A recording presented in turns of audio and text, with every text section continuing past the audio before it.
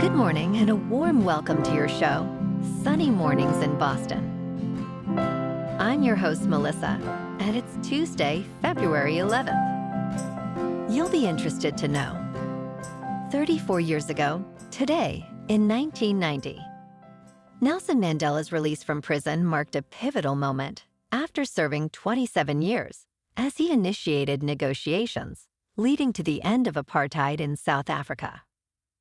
This historic process facilitated a transition towards a more inclusive society, emphasizing reconciliation and equality. So now you know. And now, it's time for the weather report. This morning, it's mostly sunny and feels like 6 degrees, with 7-mile-per-hour wind. The sunset will take place at 5:11, and it will rise again tomorrow at 6:44. It looks like we're in for a partly sunny day with a high near 33 and a light southwest breeze. Tonight, we might see a slight chance of snow after 1 a.m. under cloudy skies with a low of 19 and gentle winds. For all you beach runners out there, the first high tide Tuesday will be at 10:15 with a low tide just after 4:30. The nearshore buoy at Cape Cod Bay reads 36 degrees for the water temperature. Looking ahead in the weather. Expect mostly cloudy skies with a slight chance of snow on Wednesday, warming up to 33. Snow is likely Wednesday night with a low around 26. Thursday brings rain and snow with a high near 39. It cools down to 21 at night. Friday will be sunny and chilly with a high near 31, dropping to 15 overnight. Saturday sees a chance of snow, reaching 34 during the day and a low of 28 at night. Bonjour, food enthusiasts. This podcast is brought to you by Versailles Cafe and Pastries in Encinitas. Nestled on El Camino Real South, just north of Encinitas Boulevard, this cafe is a haven for culinary delights. Indulge in their amazing Eggs Benedict or their gluten-free crepes. You can grab a panini for lunch or just breeze on through to get your morning coffee. They are open every day from 8 to 5. So stop on by and don't forget to tell them Sunny Morning sent you. In local news, the trial board hearing for Trooper Michael Proctor of the Massachusetts State Police concerning his handling of the Karen Reed case continued on Monday. There is no immediate decision on his future with the force. Following several hours of testimony, a police representative announced that additional hearings will be necessary. Proctor is scheduled to return to police headquarters in Framingham on Thursday, March 13th. Legal analyst Michael Coyne highlighted the potential negative impact of Proctor's conduct on the Commonwealth's case, citing offensive text messages and misconduct allegations as significant concerns ahead of Red's retrial.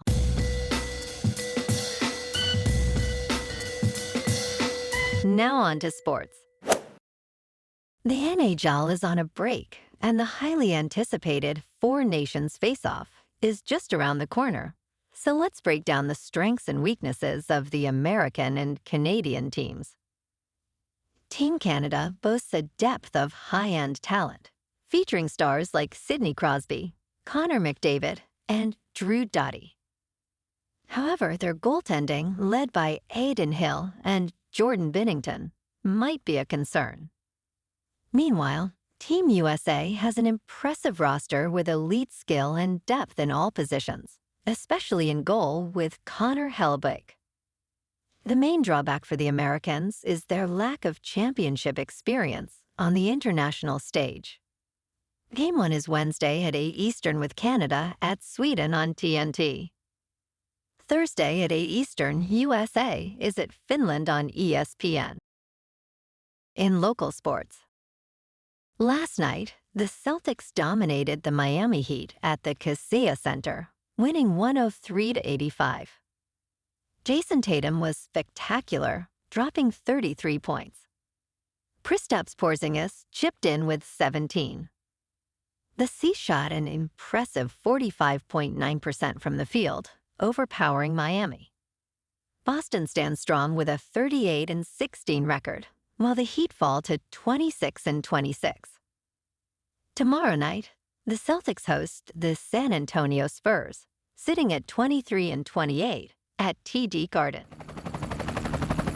In top news, a record 126 million viewers tuned in to watch the Philadelphia Eagles triumph over the Kansas City Chiefs during the Super Bowl, according to preliminary figures from Nielsen and Fox. The broadcast averaged 111.5 million viewers, with Tubi contributing 13.6 million and 800,000 tuning in through NFL digital platforms. This marks the third consecutive Super Bowl to set a viewership record. Notable attendees included pop star Taylor Swift, cheering for her boyfriend, Travis Kelce, along with President Trump, and celebrities like Paul McCartney and Anne Hathaway. In business news, video game stocks are thriving in 2025, propelled by highly anticipated releases like Grand Theft Auto 6 and the upcoming Nintendo Switch 2.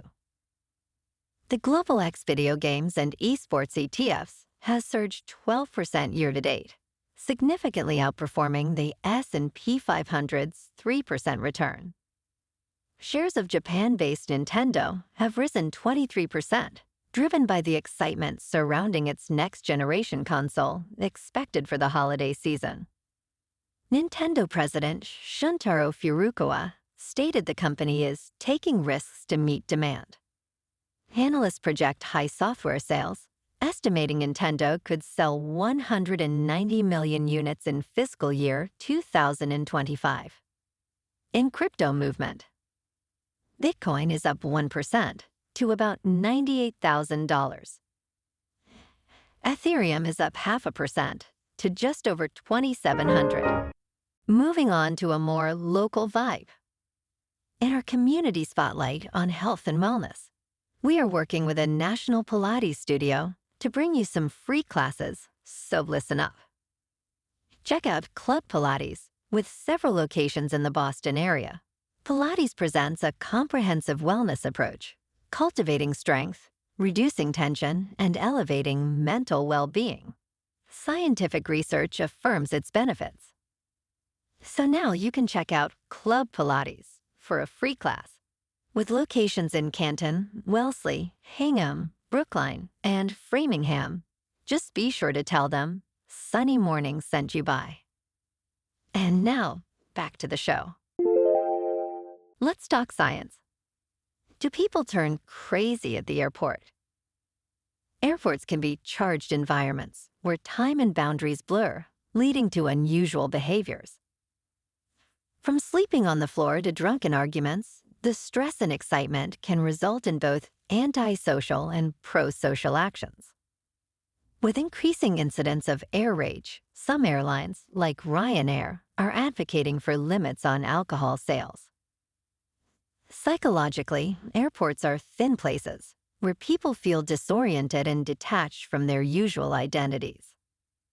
This can liberate some, allowing a break from routine, while others may succumb to their more primal instincts, especially under the influence of alcohol. Banning alcohol might be a necessary measure. And in entertainment news, a 22-year-old named Cameron Winter, who still lives with his parents, has released a stunning solo album titled Heavy Metal, initially discovered by GQ columnist Chris Black. This album stands out for its engaging sound and relatable lyrics. Winter, also the singer of the band Geese, crafted the album with musicians from Craigslist, including a 5-year-old bass player and a steelworker cellist. Released by Partisan Records at the end of 2024, Heavy Metal draws inspiration from artists like Bob Dylan and Leonard Cohen, while delivering a contemporary feel. It's available on all major streaming platforms, as well as on compact disc and vinyl. Well, alrighty folks, it's time for the quote of the day. And today, Our quote comes from the American tennis player and activist, Arthur Ashe. And he said, "Start where you are. Use what you have. Do what you can." And that's a wrap for this morning. You can check out our Instagram, YouTube, and TikTok for some captivating aerial videos with local news and the weather reports. Have an amazing day, my good friends.